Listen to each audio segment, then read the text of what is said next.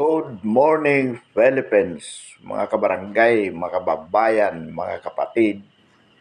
Ngayon po ay araw ng Linggo, September 1, 2024. Marami pong magagandang issues na pinag-uusapan ngayon sa social media. Halimbawa po dyan, unang-una na yung KOJC affairs sa Mindanao, yung investigasyon sa Pogo tungkol kay Alice Go,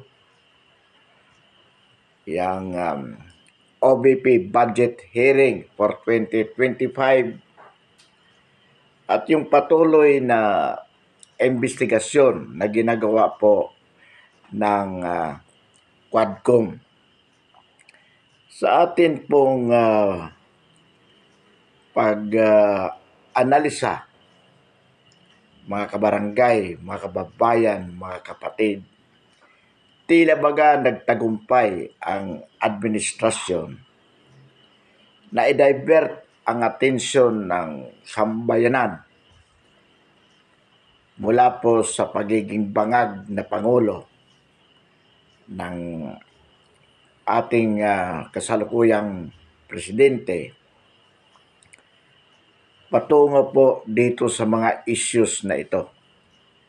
At ang primary player po dito, siyempre po ang Kongreso at ang PNP na lumalabas na naging instrumento ng kasalukuyang administrasyon para mailihis ang isyu mula po doon sa pagiging bangag ng ating Pangulo, pagiging adik ng unang pamilya o ng first family at ng mga kasama ng ating Pangulo sa gabinete. So, parang nakakalimutan po yung issue na yan tungkol dyan sa pagiging bangag ng ating Pangulo patungo po dito sa mga mabibigat na isyu. Pag-usapan po natin, mga kabarangay, mga kababayan, mga kapatid, kung ano po itong mga issue na ito at ano po ang kaugnayan nito o ang dito sa primary issue relative to being an addict of the president, his own family, as well as his official family. So, una po tungkol dito sa KOJC. Well, talaga po namang overkill ito. Hindi, or it can be denied na in the process of serving the warrant of arrest against Pastor Kibuloy, human rights of the KOJC members are violated. That cannot be denied. Sapagkat along the way, talagang marami nasasaktan. At isa pa, talagang hindi po dapat na ganun ang proseso. In terms, unang-una po, in terms of number of the police force na ginamit po dito. Imagine, you are using 4,000 policemen with those heavy equipments. Yung mga sophisticated equipments being used in the process. At sa pagkakaalam po natin, ito ay patuloy na ginagawa pa rin dyan sa KOJC compound na parang nasa pang-8 araw o 9 na araw na ito sapagkat nagsimula po ito noong August 24, Sabado ng madaling araw. Try to imagine po, noong naalaala po natin noong 2015, yung kaso ng SAP 44. 44 SAP policemen lamang ang pumasok doon sa area upang hulihin si Manwar, the non-terrorist na sa gitna po ng area ng mga MNLF na noon ay kalaban ng gobyerno. And yet, ang pumasok po ay 44 lamang. At kaya nga po, lahat yon namatay. Dito sa kay Pastor Kibuloy kaso, si Pastor Kibuloy po ay hindi terorista. Ang compound is a religious compound. Nakilala po naman natin sa pagiging mapayapang lugar. Yet gumamit po ang gobyerno, ang PNP, ng 4,000 personnel with sophisticated equipments just to arrest a person, pastor, at ng ilan niyang kasama na hindi naman po mga terorista, na hindi naman masasabi nating mapanganib sa buhay ng mga Pilipino. Hindi katulad ng kaso ni Manwar. Pero dito po gumamit ng excessive force. So ano po ang mensahe dito? Na itong gobyerno sa ilalim ng bangag na Pangulo ay talagang nagpapakita ng pwersa na lahat ng kanyang gustong makalaban ay talagang gigipitin at gagamitin ang buong pwersa ng pamahalaan. Which to our minds, kung hindi bangag ang ating Pangulo, hindi po niya kayang ipag-utos ang ganong terroristic activities ng PNP just to serve warrant of arrest against a religious leader. Na ang kaso naman ay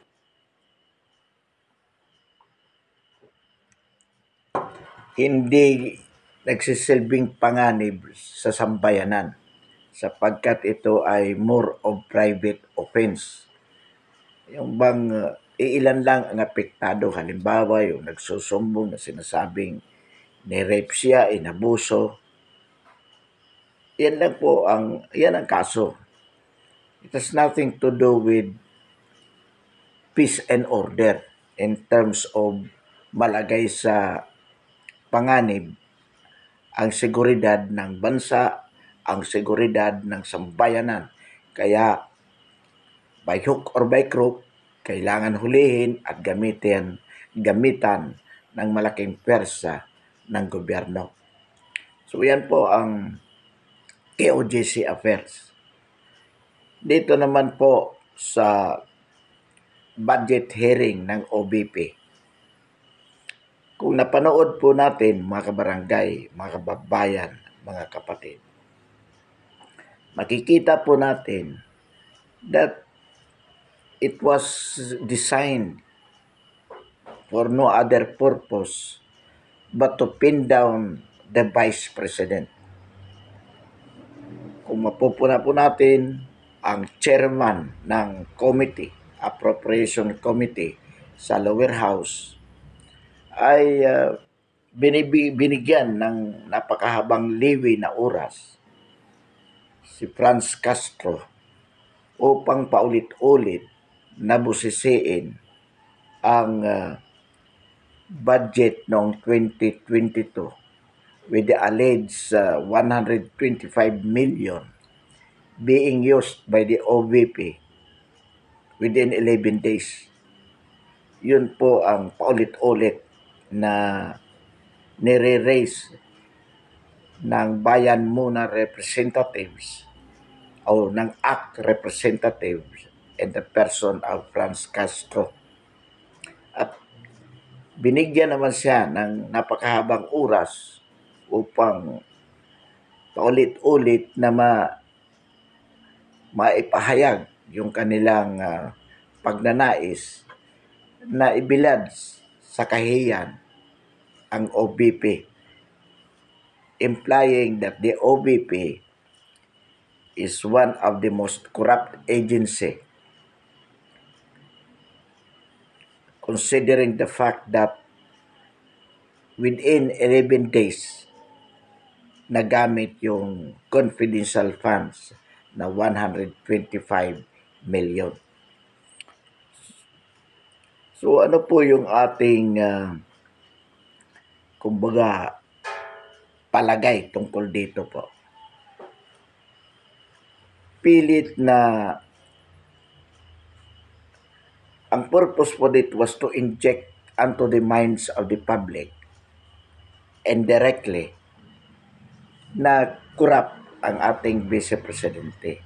At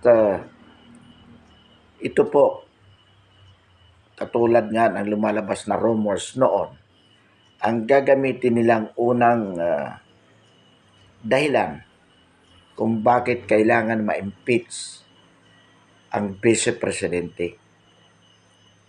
Because they are trying to allege that without confidential funds in 2022 budget being used by the OBP within 11 days is a betrayal of public trust, yung corruption. Kaya paulit-ulit na binubuhay ng Kamara through the Appropriation Committee. Although at the end of the day, alam po naman natin na hindi sila nagtagumpay. Bakit po? Sapagkat magaling din ang ating OBP at talaga naman, ang ating Vice Presidente at talaga namang hinarap sila squarely. Kahit na tumulong pa si Abante para trying to contempt the Vice President. Actually, there were a lot of attempts to induce the VP na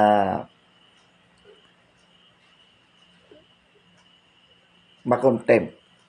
But because the Vice President, sabi niya, i-contempt nyo. Kaya sabi ni Abante, gusto lang niya makontempt para magpaawa. Well, yun ang akala ni Abante. Sapagkat number one ito si Abante talaga. Na kilala naman na talagang tutang-tuta ni Martin Romualdez. Sapagkat ito si Abante, isa sa mga chairman ng Quadcom na nag-iimbestiga pa rin upang makapangalap ng ebidensya laban naman kay PRRD at even against Sara Duterte through her husband, Mans Carpio. So, ito po yung kumbaga, makikita natin yung concerted efforts ng Kamara upang talagang sirain ang Vice Presidente. Dito naman po sa Quadcom, mga kabarangay, mga kababayan, mga kapatid. Una po, si Guban trying to implicate Mans Carpio, Pulong Duterte para sabihin na sila yung mga drug lords dito sa Pilipinas.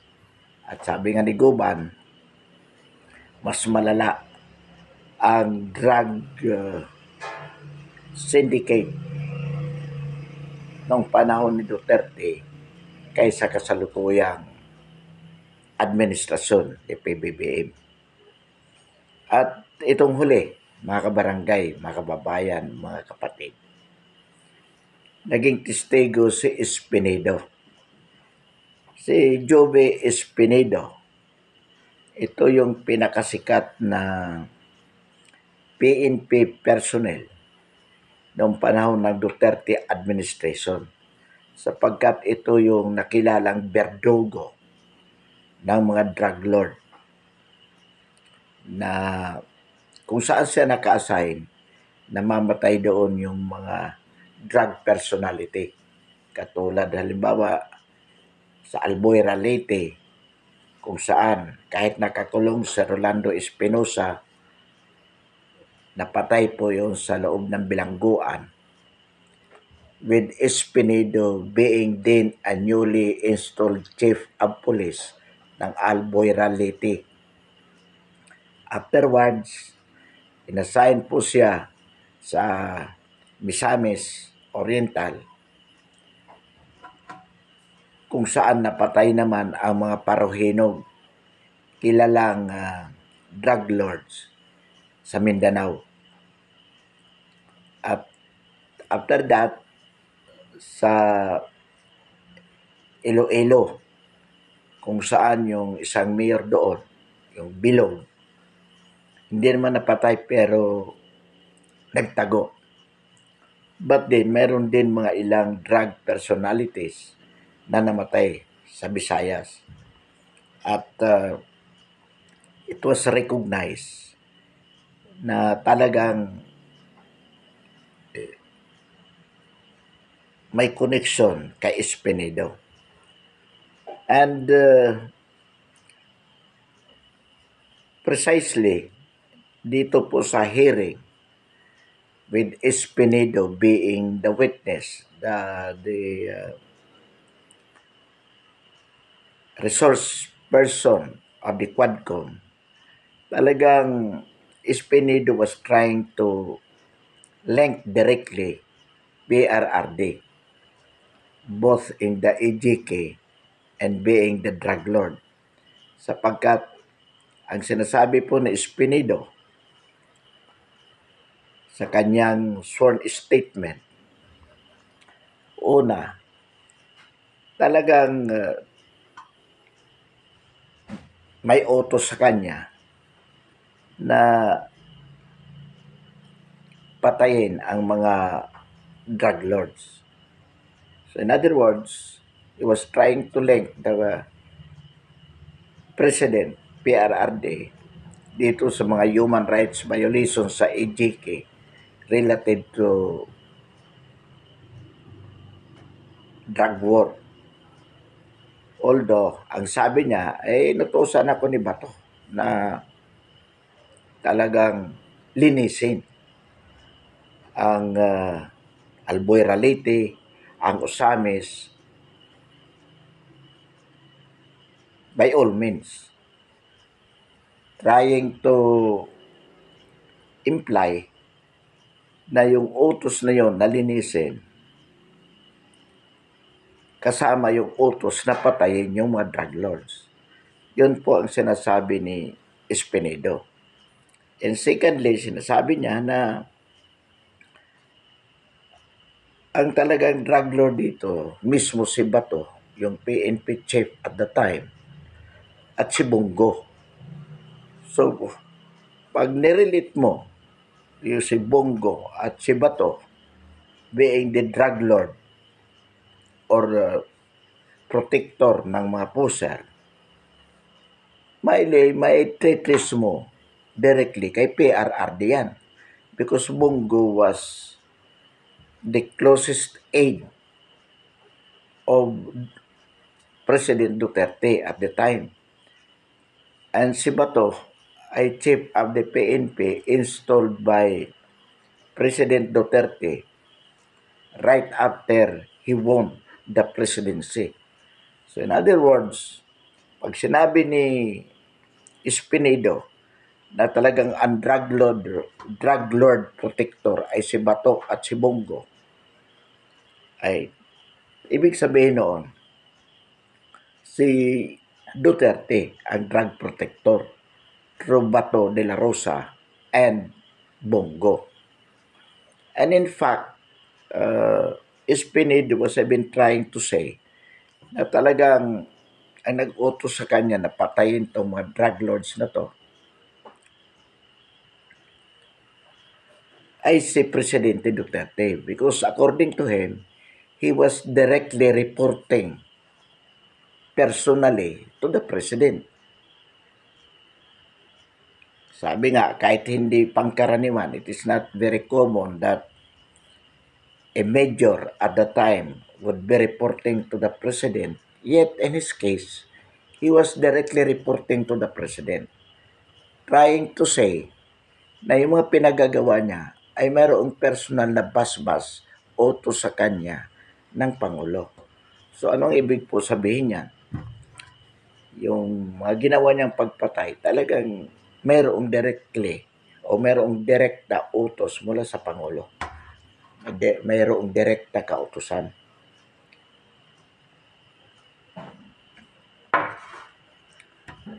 Kung i-connect mo kay Goban at saka doon pa sa isang PDA, nakalimutan natin ang pangalan, nang sabi nga niya, nasa kulungan na sila, narinig pa niya ang boses kasi naka-loudspeaker sa cellphone, na talagang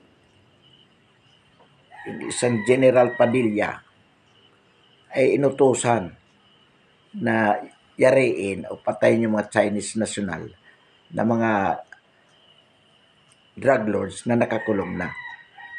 So kung titingnan po natin, mga kabarangay, mga kababayan, mga kapatid, itong ginagawang investigasyon ng Kamara sa Pogo, sa human rights violation, sa EJK, through the Quadcom, at even itong Appropriation Committee hearing the OBP budget, makikita po natin, and even in the Senate, although sa Senate, with Grace po as the chairwoman of the Appropriation Committee, hindi po ganun ka-intense yung attempt na pahiyain si BP Sara, sapagkat ang Senado lumabas na medyo more civil, more decent compared to the House of the Representatives. Maybe because walang masyadong makakaliwa o walang makakaliwa sa Senado. Hindi katulad sa House of Representatives, nandyan si Brusas, nandyan si Manuel, nandyan si Castro, nandyan si Abante, na mga left thinkers ito, or even members ng itong tinatawag na Makabayan Black, makakaliwa talaga ito. So in other words, kung titingnan po natin, mga kabarangay, mga kababayan, mga kapatid, makikita po natin yung concerted effort dito na sirain si BP Sara. At itong Quadcom, yung investigasyon na ginagawa nila relative to the Pogo, human rights violation, itong public orders na yan, na inimbestigahan ang JK o AJK, in its totality ay talagang upang una, i-divert ang attention ng sambayanan at ng social media mula sa pagiging bangag ng ating Pangulo with his bangag administration, mapunta po sa mga issues na ito, kay OJC, OBP budget hearing, at saka itong AJK, itong drug issues against the Duterte family. So, at sa unang tingin, kung titingnan po natin, ay talagang nagtagumpay ang administrasyon na ma-divert yung atensyon. Pero in its final analysis, ang tanong po dito, talaga bang nagkaroon na diversion? At dahil ba sa mga issues na ito, na mga diversionary tactics, ay tuluyan ng makakalimutan ng sambayanan ang pagiging bangag ng ating Pangulo? Sa atin pong palagay, hindi po. At lalo lamang nagpapatindi ang mga pangyayaring ito na talagang paniwalain ang sambayanan na ang ating Pangulo ay talagang totoong bangag. Bakit po? Sapagkat unang-una, sabi nga natin, mga kabarangay, mga kababayan, mga kapatid, halimbawa po yung KOJC na yan. Yung KOJC affairs, definitely, it won't happen that way if the President is in his right mind, being the Commander-in-Chief of the PNP. You cannot allow your people, 4,000 of them, para pasukin ang KOJC compound just to arrest about 5 persons. Hindi po. Ang totoo niyan, kahit 20 pulis, pwede na. At hindi ganun na kailangan mong sirain ang katedral, ang eskwelahan, upang tingnan sa ilalim ng lupa kung nandoon si Pastor Kibuloy. Kalukuhan yan. At yan ay magagawa lamang ng isang bangag na Pangulo with abusive policemen. So, lalo lamang nagpapatibay sa katotohanan. Kaya nangyayari ang mga bagay na yan sapagkat bangag ang Pangulo. Now, dito naman po sa Congress, investigasyon ng Appropriation Committee ng Quadcom. Nangyayari po ito sapagkat makikita po dito na talagang intense, very intense ang campaign of the present administration to destroy the Vice President by all means, using the lower house or the House of Representatives as an instrument with Martin Romualdez as the Speaker of the House. So makikita mo dito na talagang nariyan yung effort ng gobyerno to destroy the Vice President and even the former President in terms of delivering him to the ICC. At iyan ay mangyayari lamang.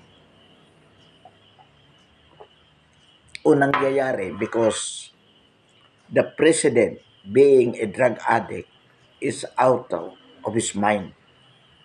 He cannot think properly of what to do under the circumstances. Yan po ang katotohanan dyan. Actually, mga kabarangay, mga kababayan, mga kapatid, itong ginagawa ng Quadcom sa atin pong pag-aanalisa ay Quadcom is doing it for no other purpose except to provide a concrete evidence for the ICC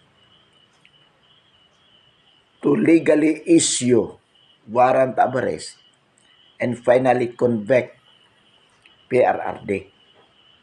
Ito po talaga ang purpose ng Quadcom. Bakit po nasabi natin yan?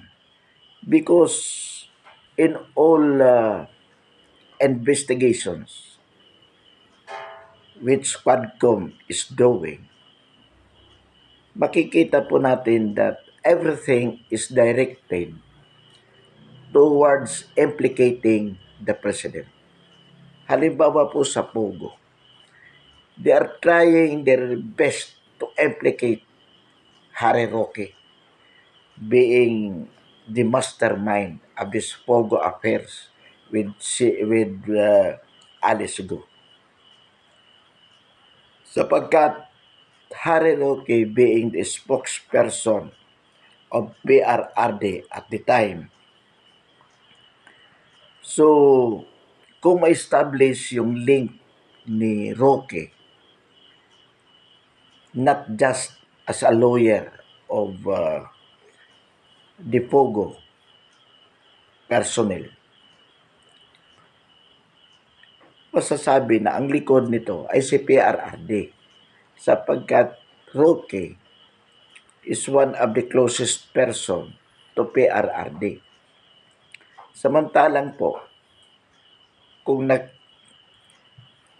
narinig po natin minsan sa vlog ni Maharlika, nagpakita po ito si Maharlika ng picture na kung saan ito si Cassandra Ong, si Mr. Wu, na may-ari ng Pogo sa Banban at saka sa Pampanga,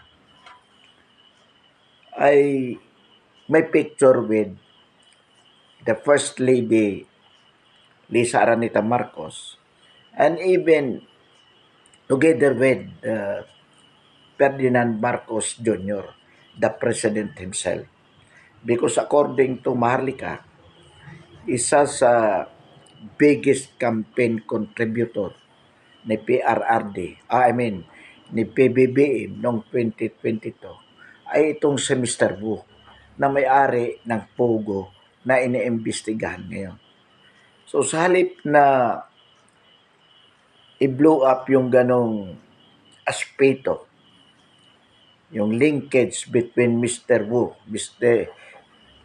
and the President, PBBM, what they are trying to do now is to find ways whereby Harry Roque could be linked with the Pogo operation in the Philippines. Yung binulgar ni Maharlika na may picture pa, nakasama sa picture si PBBM, si Lisa Araneta Marcos, si Cassandra Ong, si Mr. Wu, hindi binabanggit yun. Nobody is mentioning in the Quadcom. But in fact, it is one of the most relevant evidence linking Pogo to PBBM. Nobody mentioned it in the Quadcom. Instead, they are trying to link in all possible ways Harry Roque with Cassandra Ong, with Mr. Wu. So yan po ang ginagawa ng Quadcom. At dito naman sa EJK, nakakuha sila ng tao na dati close kay PRRD at sabi nga direktang binibigyan ng utos para patayin tong mga drug lord in the person of Espinedo.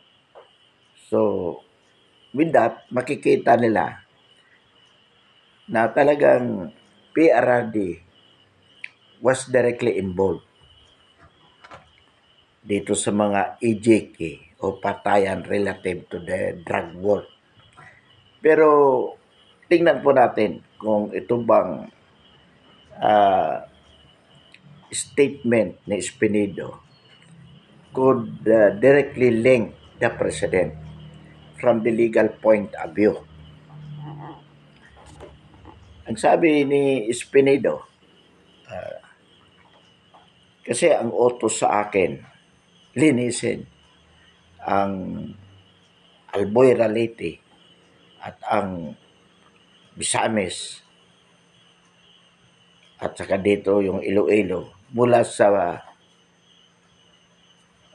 droga. I mean, cleaning up those places from the drug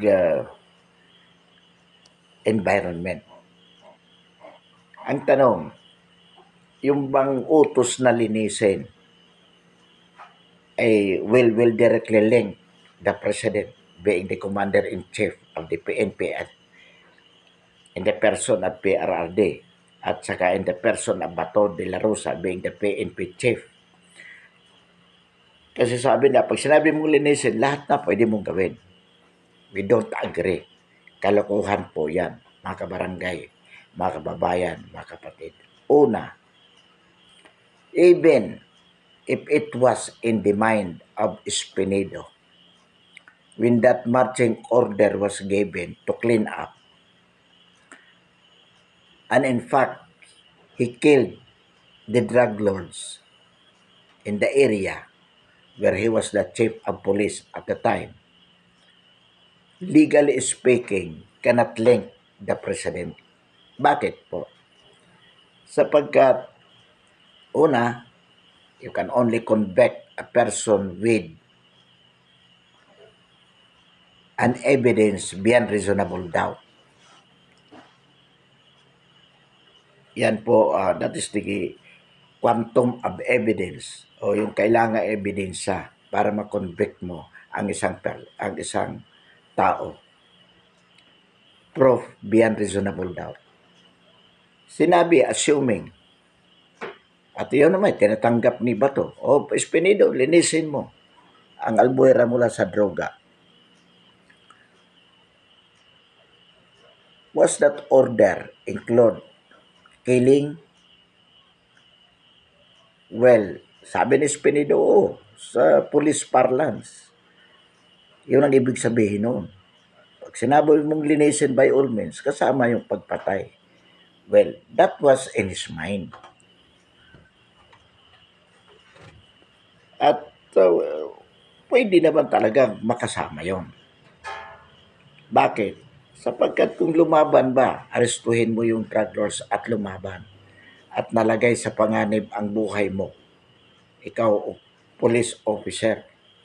Of course, you have to defend yourself to the extent of killing the criminal instead of you being killed by him. And that is legal under the principle of self-defense. Ngayon, kung pinatay ni Espinedo ang isang drug lord kahit hindi nanlaban, katulad halimbawa nung nangyari kay Rolando Espinosa na nasa loob ng kulungan, pinatay, well, that is personal liability. That is personal liability. Hindi yan, that cannot be a liability of PRRD or of Bato de la Rosa. Dahil pinag-utos ng linisin ng Albuera Leyte sa droga, hindi yan kasama sapagkat the fact na nasa kulungan si Espinosa nung siya ay pinatay, well, there was no danger on the part of the police officers who killed him. So that was murder, plain and simple. And with that, ay personal liability niya. And even assuming, mga kabarangay, mga kababayan, mga kapatid, na pinag-utos ni Bato, Espinosa, Espinedo, patayin mo si Espinosa. Even assuming, but of course, in fact, there was none. But even assuming, any person, especially a police element, under the law is not obliged to follow an illegal order. Kung illegal yan, kahit inutos sa'yo, hindi mo dapat sundin. At pag sinunod mo yan, you are equally liable with the person who gave an order. Kasi sa batas natin, may sinasabing tatlong uri ng principal criminal. Number one, yung principal by inducement, yung nagbibigay ng utos. Principal by indispensable cooperation, na kung wala yung tulong niya, hindi maisasagawa yung krimen. At pangatlo, yung principal by direct participation. Yun yung gumagawa mismo ng krimen. So, hindi mo pwedeng sabihin na dahil inutos sa akin, kaya kahit illegal, sinunod ko dahil boss ko siya. That cannot be. Because to follow a patently illegal order will make you a criminal. Principal by direct participation. Yung nag-utos sa'yo, principal by inducement. O yung nag-provide siya ng equipment para mapatay o anong kailangan mo para gawin ang order na pumatay. Iyon yung principal by indispensable cooperation. So, ibig sabihin po dito, mga kabarangay, mga kababayan, mga kapatid,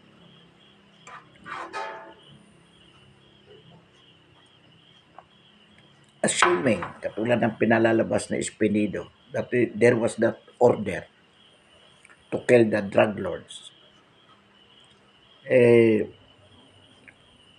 hindi niya dapat sinunod yun. Lalo na kung wala naman talagang direct order na ganon. At PRRD being the lawyer himself, at itong si Bato de la Rosa, mukhang matino naman ito. At saka, kahit hindi abogado, by experience, alam niyang illegal yun. Hindi niya pag-uutos yun. Kaya kalukuhan po, ito yung sinasabi ni Espinido. Ang gustong palabasin ni Espinido dito, pinapatay sa kanya yung mga drug lords sapagkat hindi para linisin ang intensyon ng ating Pangulo o ni Bato de la Rosa, hindi para linisin sa droga ang ating bansa. It was rather a competition of the drug business. Mga kalaban sa negosyo ng droga, yung mga pinapatay sa kanya. Kasi ang sabi nga niya, ang protector mismo ay si Bongo at si De La Rosa, protector ng mga drug lords. Yun ang gusto niyang palabasin. At yun talaga sinasabi niya. Kaya dito, kung hindi tayo mag-iisip, talagang mapapaniwala agad tayo. Totoo yung sinasabi ni Goban. Totoo yung sinasabi ni Espinido. Dahil mismo sa Espinido, bata ni PRRD. At ito ngayon ang nagsasabi na talagang ganun pala ang kaganapan.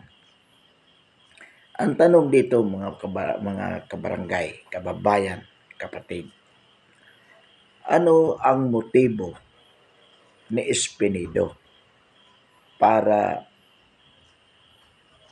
mag-testify against PRRD? Well,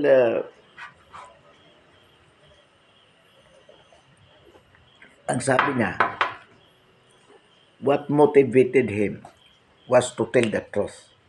Nothing but the truth. Gusto lang niya malaman ng sambayanan ang katotohanan. Kalokohan po. Di po tayo naniniwala sa ganong paiklay palabas ni Espinido. Una, ang sabi nga niya, the PNP is an organized crime syndicate. Walang ganitong mga krimen kung hindi ang kagagawan mismo o ang utak mismo ay yung mga high-ranking officers ng PNP. Well, to a certain degree, totoo po yun. Sapagkat sino ba ang may mga armas? Sino ba ang, kumbaga, ang kriminal exists because there are people from the PNP protecting them. So yung sinasabi ni Espinido that without the PNP behind for whatever organized crime happening, talagang hindi, ibig sabihin, totoo yun, na mayroon talagang high-ranking officers sa PNP na utak ng mga sindikato. And Espinido, being within the organization, at hindi lang naman sa pangkaraniwang element, berdogo nga siya ng mga drug lords, he could have that personal knowledge. At sinasabi nga natin, it is even possible na siyang utak ng mga drug lords na pinoprotektahan niya. In fact, ang sabi nila, lumabas doon sa investigasyon, sabi niya, na doon sa mga assignments kung nasaan siya naging berdogo, he was implicated being a drug lord. Well, at sabi niya, intentional ang implication sa kanya. Gusto siyang sirain kasi nasagasaan niya ang mga tao ni PRRD o ni Bongo o ni Bato. Kaya inimplicate siya as one of the drug lords. Well, bago po tayo maplayo, baka makalimutan natin, what we emphasize at this juncture is that we do not believe that the PNP as an institution is an organized crime syndicate. That is a very sweeping statement on the part of Espinido, which is uncalled for. Napaka-unfair po yan, unang-una, para sabihin natin that the PNP as an institution is an organized crime syndicate. Hindi po. As an institution, the PNP is a good one, generally speaking. But it cannot be denied na mayroon talaga, there are bad eggs in the basket. At ito ay minor ito. Kaya lang, dahil sa kanilang pagiging illegal, ay nakikita. So itong mga 5%, sabihin na natin, the most, ay talagang masasama. And maybe, Espinido is one of them. Yan ang totoo. Kaya nga, may personal knowledge din siya because he is also involved. The fact that he was implicated in drug lord operations where he was assigned and even killing drug personalities within the area. So, inuulit natin, although we admit the fact that there are bad eggs in the PNP, but generally speaking, PNP is still a good institution, the real protector of the people.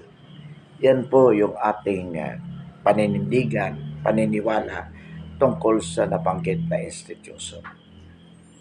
Although nakakalungkot lang dyan minsan na kapag talaga ang ground commander ang gago, which is usually that is the case, ay yung mga good elements ay napapasama because they cannot refuse accept orders from their ground commanders.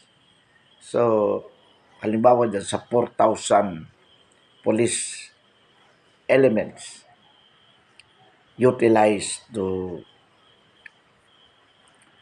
saw terror within the KOGC compound. Hindi naman ibig sabihin lahat ng 4,000 na yun masasama. Although mayroon talaga doon, marami din. But definitely, it cannot be 100%.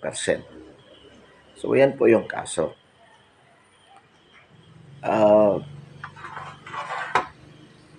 In the same way na ganun din po sa Congress, mayroong ilan yan. Pero because of money, talagang nasusulan yung Quadcom. But definitely, yung mga chairman dyan, they cannot avoid responsibilities. Kasi sila yung nagmamanage sa investigasyon. At makikita mo naman sa mga line of questioning nila na talagang ang purpose is to link the president by all means. At inuulit natin, ano po ang purpose ng Quadcom? To provide evidence for the ICC. Bakit po? Sapagkat alam naman natin na ang ICC, hindi naman yan makakapunta dito sa Pilipinas. Although sinasabing meron na. Para extensively makapag-imbestiga katulad ng ginagawa ng Quadcom. Of course, dito sa Quadcom, with their authority to cite in contempt for those people invited and who do not attend, who do not give way to their invitation, pwede nilang ipahuli. In fact, that is one of the cases ni Kibuloy. Pinatawag ng Senado, pinatawag ng lower house, hindi siya dumating. So, a warrant of arrest was issued for him. Yun talaga ang primary dyan. So, in other words, without the Quadcom investigating, the ICC could not have an evidence to pin down PRRD. So there was a necessity, or there is a necessity on the part of the ICC to have an instrument to investigate for and in its behalf against PRRD. And the Quadcom is the best instrument for the purpose. Ang tanong po ay bakit naman pinapayagan ng ating pamahalaan yan? Well, una nga, on the part of the President, talagang gusto niyang sirain si Inday Sara at si PRRD by all means. Bangag kasi at walang utang na loob.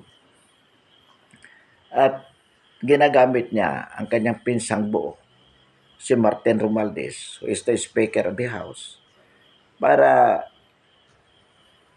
mag-imbestiga for and in behalf of the ICC against PRRD. Bakit pumapayag si Dan Fernandez, si Barbers, si Abante, si Ako?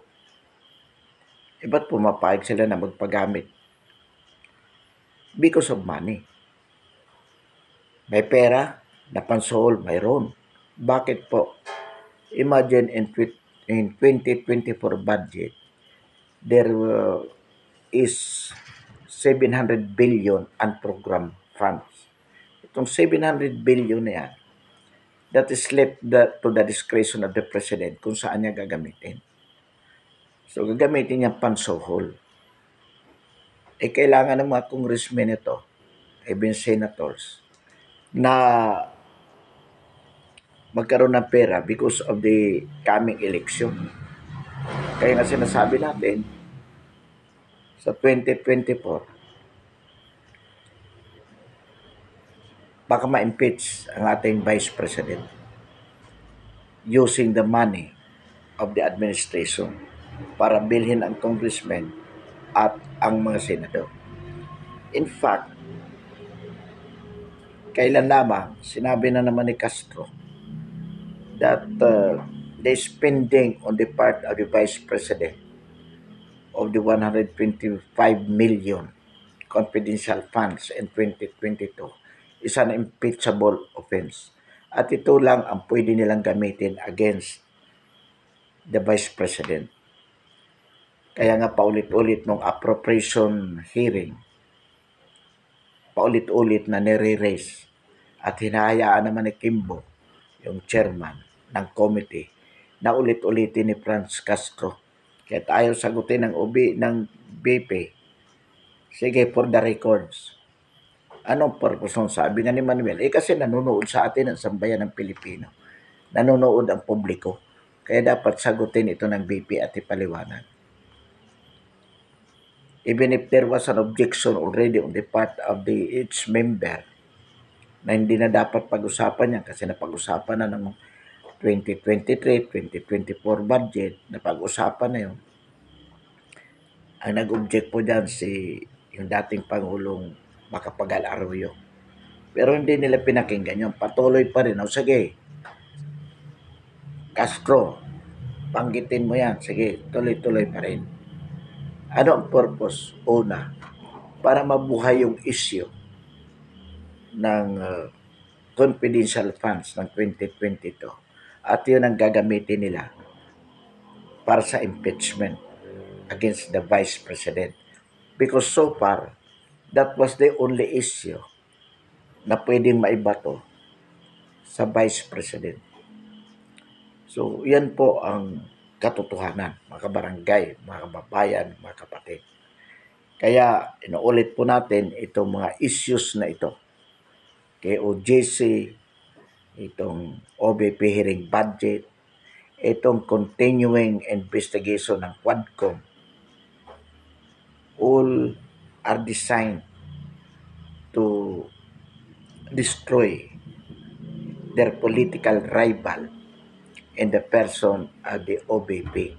I mean, in the person of the Vice President and PRRD, na kung saan sa kasalukuyan sila ang tinitingnan ng mga political oppositions ng kasalukuyang administration. Ang kasalukuyang administrasyon kasi, bukod sa gustong manatili sa kapangyarihan perpetually, ay gusto rin kamkamin ang kaba ng bayan sa gitna ng kahirapan ng sambayan ng Pilipino. At inuulit po natin, mga kabarangay, mga kababayan, mga kapatid, na nakakabingi ang pananahimik ng simbahan tungkol sa mga isyu na ito. Tila baga, wala silang pakialam, lalong-lalo na po ang simbahang Katoliko. Kasi nung panahon po ni Ferdinand Marcos Sr. at sa gitna ng mga aligasyon ng korupsyon, pagiging diktador ni Ferdinand Marcos Sr., naging aktibo po ang simbahan to criticize Marcos Sr., particularly the Catholic Church, then under the leadership of Cardinal Sin. In fact, without Cardinal Sin, EDSA I or the People Power in 1986 could not have happened perhaps. Bakit po nasabi natin yan? Sapagkat una po nanawagan sa mga tao na pumunta ng EDSA ay si Cardinal Sin, upang, ang sabi ni Cardinal Sin, pumunta ang mga tao sa EDSA upang at the time maprotektahan si Fidel Ramos at si Enrile, na sila yung unang who publicly announced their defection, their withdrawal of loyalty from Ferdinand Marcos Sr. Sila yung unang nagdeklara. At dahil sabi ni Cardinal Sin, ipahuhuli sila para ma-prevent yun, dapat pumunta ang sambayanan at sinunod yun. So, nagkaroon po ng people power ng EDSA I. Pero ngayon, sa gitna ng ganitong mga kaganapan, nakakabingi po ang katahimikan ng simbahan, lalong-lalo na po ng simbahang Katoliko. Kaya nga,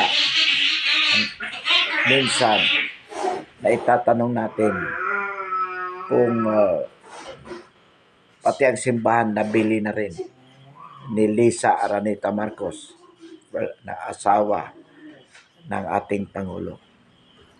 Sapagkat wala pong mga komento ang mga pari dati sa mga sermon nila with the instruction of Cardinal Sin. Talagang isinisermon nila sa mga simbahan nyo. Pero ngayon, tahimik sila without mentioning anything about what are happening in the country. So muli, ang ating panawagan tungkol dito, lalong-lalo na sa pinuno ng simbahang Katoliko, makialam naman po kayo. Kasi kung totoo kayong maka-Diyos, dapat ang paglilingkod sa Diyos ay paglilingkod sa sambayanang Pilipino. Muli, magandang umaga at maraming salamat.